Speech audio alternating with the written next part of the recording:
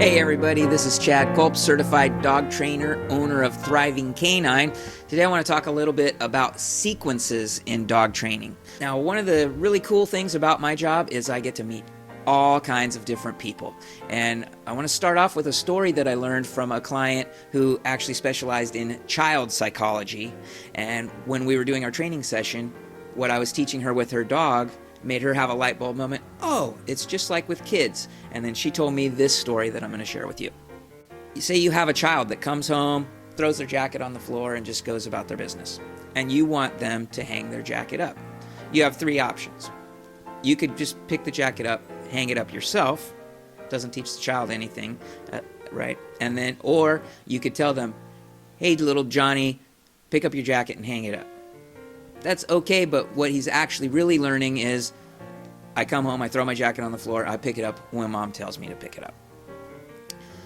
The best and most correct way, which is to create the whole sequence that you want, is to tell him, pick up your jacket, go back outside, close the door, start all over again.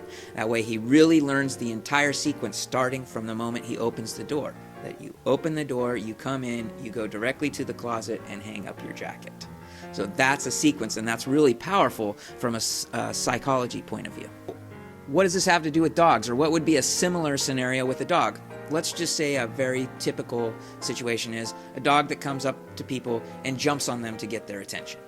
And a typical solution, which you've probably read on the internet or tried yourself or what have you, is to teach the dog to sit rather than jump. The theory being they can't sit and jump at the same time, which is true. They can jump and sit and jump and sit, but they can't technically do it at the same time. So the dog will come up and jump on somebody. They'll say, no, Rover, now sit. And then Rover sits, good boy, and then they feel obligated to reward Rover for sitting because he did what they requested, right? That's fine, except for we've created the sequence of Rover jumps to get attention and then gets your attention, which then has you get him to sit, which then gets him a reward. So the unwanted behavior is ultimately leading to a reward. And what do rewards do? They make behaviors more likely to happen again. So what you would need to do, back to just like with our child putting his jacket on the ground, is you would need to create the sequence where Rover actually comes up to you and sits without jumping.